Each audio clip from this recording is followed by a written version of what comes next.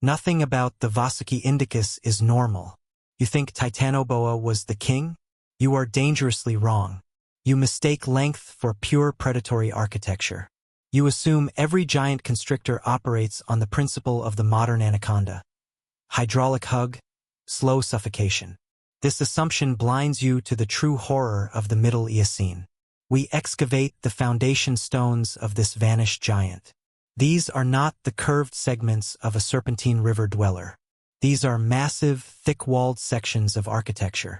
Precloacal vertebrae, stacked near the tail base, suggesting a trunk thicker, denser, built for ground leverage, not aquatic drift. 1.1 tons of pure terrestrial mass. 15 meters of coiled annihilation. The standard blueprint for the megasnake fails here. This creature demands a new calibration. It defies the expected evolutionary scaling laws. It suggests a line of evolution that specialized for a different kind of war. A war fought on dry, humid earth against prey that could not simply drown. The bones tell us it was built to anchor itself, to resist the torque of a panicked target. We see the massive neural spines, the high-setting ribs, points of attachment for musculature of unbelievable density. But the muscles themselves are invisible to us now. A phantom technology. A missing blueprint for a lightning strike. How did a creature this vast generate the instantaneous force required? The horror is not its size. It is the unknown kinetic energy stored within its chassis.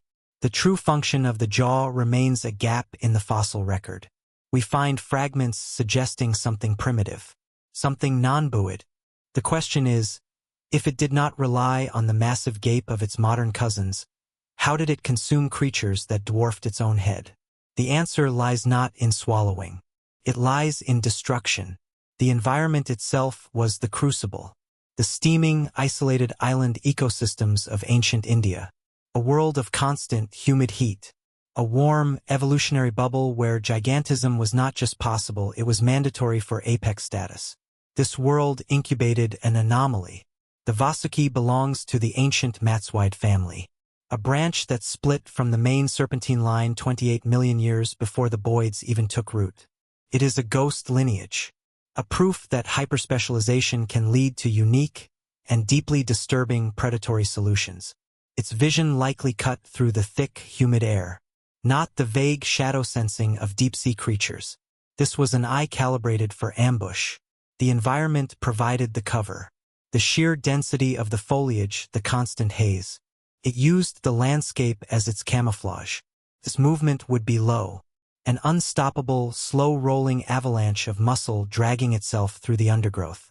You would not see the snake. You would feel the slight pressure wave preceding its mass. Its sense of the world was chemical, a forked tongue sampling the atmosphere. Every molecule of scent tracked, catalogued, feeding data into its primitive ganglia. It perceived its environment as a map of past passage. It knew where the Eocene crocodiles walked. It knew the trail of the giant land tortoises. The immense bulk dictated its life. This creature could never scale a tree.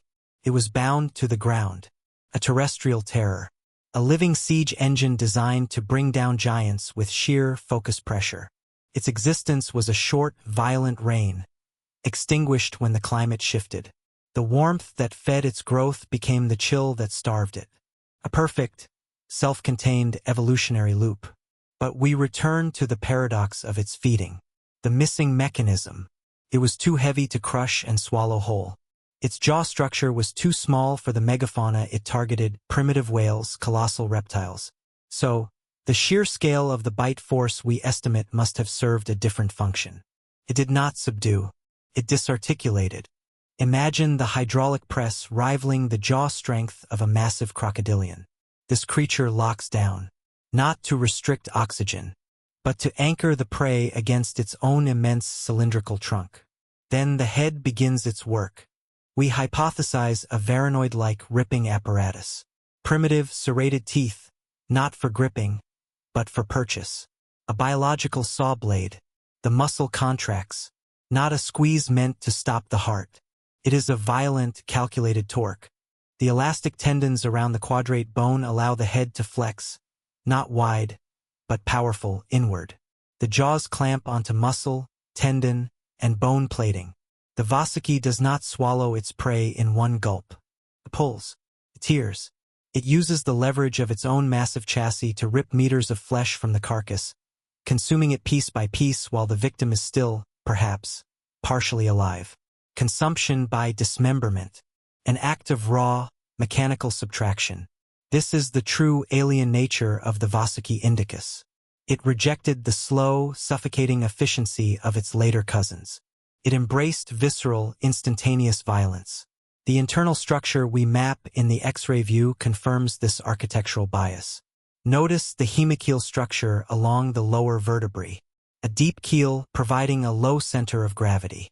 Reinforcement for lateral stress. It was designed to resist the pulling strain of large, struggling terrestrial bodies. Its biological engineering prioritized severance over containment. It suggests a pathway for giant snakes that we never accounted for. A terrestrial path focused on kinetic trauma. A model of killing so crude, so overtly violent, that it seems like a regression, not an advancement. Yet, in the specific conditions of the Middle Eocene, it was the pinnacle of apex predation. We look at the fossil record and see only length. We project human concepts of dominance onto creatures separated from us by epochs of impossible time. We think we understand the rules of gigantism. We assume that vastness equals slow consumption, like the python or the anaconda. We assume life seeks the path of least resistance. The Vasuki Indicus suggests the opposite. It suggests that given the right furnace of climate and isolation, evolution will forge specialized weapons, regardless of complexity or long-term viability. It perfected a method of killing that required sustained, unbelievable physical exertion, ending in the immediate, violent destruction of its target. It required constant consumption of massive biomass to fuel that exertion. A perfect, hungry machine until the external energy source, the stable Eocene warmth, failed. We spend our time building tools to extend our reach, to multiply our strength through leverage and mechanism. We are the current apex predator, confident in our networked intelligence, our global reach. We believe our systems are robust. If the dominant predator in a perfectly insulated, warm, and stable world was still forced to evolve a method of existence that relied upon constant, overwhelming violence, what unseen environmental fragility are we ignoring right now?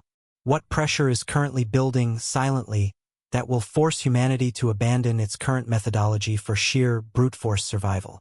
What unseen ecological shift is already underway, rendering our current engineering obsolete?